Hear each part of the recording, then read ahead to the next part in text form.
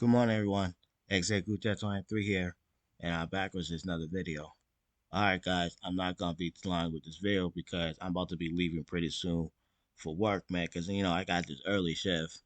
But as you guys know, the second round for the Tekken 8 beta is going on, and as you guys can see, I am on the stream site where somebody has the Tekken 8 play test up, and for some reason, whenever I try to install the playtest, I keep getting this error message.